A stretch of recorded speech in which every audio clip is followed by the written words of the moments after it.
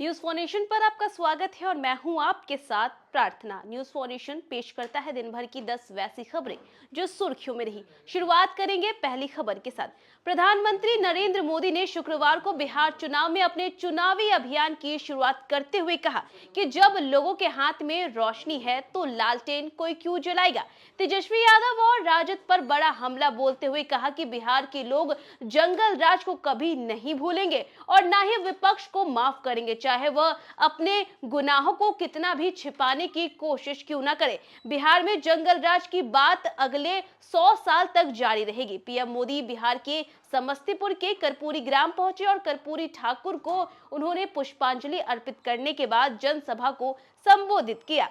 वहीं प्रधानमंत्री नरेंद्र मोदी की मौजूदगी में मुख्यमंत्री नीतीश कुमार ने अपने संबोधन में सरकार की उपलब्धियां गिनाई और आरजेडी पर तीखा प्रहार किया। उन्होंने कहा कि प्रधानमंत्री मोदी के नेतृत्व में बिहार सहित पूरे देश में विकास कार्य तेजी से हो रहा है। सीएम नीतीश ने कहा कि लालू यादव केवल परिवार को आगे बढ़ाते हैं और जब खुद हटे तो अपनी पत्नी को सीएम बनाया और इसी के साथ साथ अब बेटा को सीएम बनाना चाहते, वो खाली बेटा बेटी करते रहते हैं। वहीं एनडीए ने नीतीश कुमार की लीडरशिप में बिहार विधानसभा चुनाव लड़ने पर सहमति जताई है। हालांकि इस बात पर अभी भी अनिश्चितता बनी हुई है। अगर बीजेपी को बहुमत मिलता है तो क्या जेडीयू को चीफ फिर से मुख्यमंत्री बनाया जाएगा।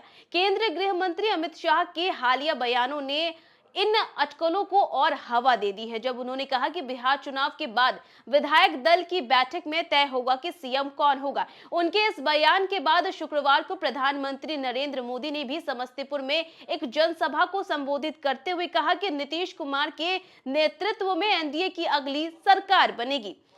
वहीं प्रधानमंत्री नरेंद्र मोदी ने शुक्रवार 24 अक्टूबर को समस्तीपुर से अपनी चुनावी अभियान की शुरुआत की। इस दौरान मंच से अनाउंसर ने केंद्रीय मंत्री चिराग पासवान का नाम भाषण देने के लिए लिया। तभी प्रधानमंत्री ने पास बैठे नीतीश कुमार की ओर इशारा किया। चिराग नहीं, नीतीश भाषण देंगे। इसके तुरंत बाद अनाउंसर ने सीएम नीतीश कुमार को भाषण देने के लिए बुलाया। इसके बाद नीतीश कुमार खड़े हुए और करीब 10 मिनट का भाषण उन्होंने दिया। इसके बाद प्रधानमंत्री ने अपना भाषण शुरू किया। चिराग को दोबारा भाषण देने के लिए नहीं कहा गया। वहीं पीएम ने बिहार के कर्पूरी ग्राम में बिहार विधानसभा के लिए चुनावी सभा का आगाज मिथिला भाषा में किया। संबोधन शुरू करते हुए कहा कि मैंने जिंदगी गुजरात में बिताई है, लेकिन दिवाली के बाद इतनी बड़ी भीड़ जुटाना यह बिहार के लोगों के उत्साह को दर्शाता है। उन्होंने सभा में मौजूद जनसमूह का आभार जताया और इस दौरान प्रधानमंत्री ने लोगों से अपने मोबाइल की फ्लैश लाइट जलाने के लिए कहा, जिसके बाद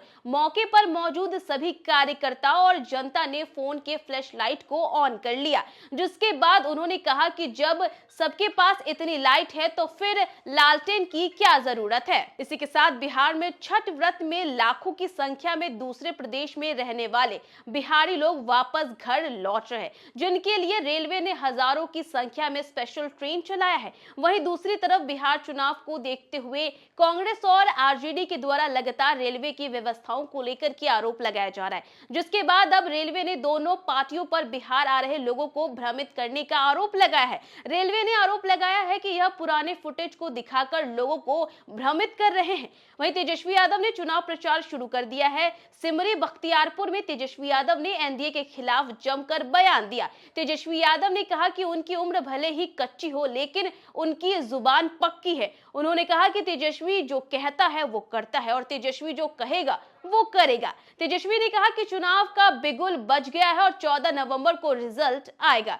वहीं चुनावी सभा के लिए पटना पहुंचे बीजेपी सांसद मनोज तिवारी ने कहा कि महागठबंधन मुस्लिम समाज को सिर्फ वोट बैंक समझती है, उनको कुछ देने का तो होता ही नहीं है। सही मायने में देखिए तो मुस्लिम समाज के लिए अगर किसी ने कुछ किया है तो वो एनडीए ने किया है, मोदी जी ने किया है, नीतीश जी ने किया है। महागठबंधन में तो तेजस्वी यादव को अपने को सीएम घोषित करने में जो है नाको चने चबाने पड़े। महागठबंधन में सब कुछ ठीक नहीं है।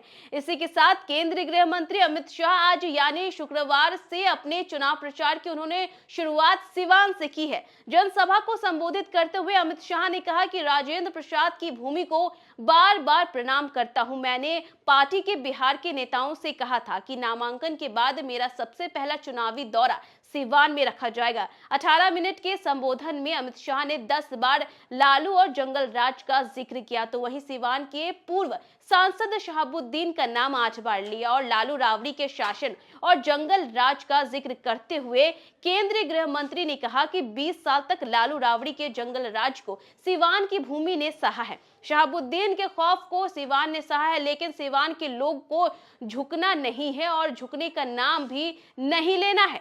इसी के साथ बहुचर्चित सौरभ हत्याकांड में पुलिस को शुक्रवार की सुबह बड़ी सफलता मिली। दरअसल बात करें तो कोतवाली थाना क्षेत्र के बैरागी मोहल्ले में बीते बुधवार को भाजपा नेता उपेंद्र प्रसाद के पुत्र सौरभ कुमार की दिन दहाड़े गोली मारकर हत्या कर दी गई थी और इस वीडियो को जो है सोशल मीडिया पे काफी ज्यादा वायरल किया जा रहा था। बात करें तो वारदात फिल्मी अंदाज में की गई थी, जिसमें पूरे शहर में आक्रोश और तनाव पैदा कर दिया। शुक्रवार की सुबह बकरौर गांव में पुलिस और अपराधियों के बीच मुठभेड़ हुई और इस दौरान अपराधी बंटी पासवान ने पुलिस पर फायरिंग शुरू कर दी। जवाबी कार्रवाई में पुलिस ने भी फायरिंग झोंकी और जिससे भागते हुए बंटी पासवान के घुटने में 2 गोलियां लगी, जिसे तुरंत पुलिस कस्टडी में लेकर के अनुग्रह नारायण मगध मेडिकल कॉलेज अस्पताल में भर्ती कराया गया, जहां उसका इलाज चल रहा है। तो ये थी दिन भर की 10 वैसी खबरें जो सुर्खियों में रही। फिलहाल के लिए बस इतना ही। न्यूज़ फॉर नेशन पे खबरों का सिलसिला जारी रहेगा, तब तक के लिए नमस्कार। सूरज की पहली किरण के साथ जाग उठा बिहार, हर मत बने नई उम्मीद, हर कदम जिम्मेदारी। न्यूज़ फॉर नेशन की अपील, 6 और 11 नवंबर को घर से निकलें, वोट करें और अपने भाग्य विधाता खुद बनें।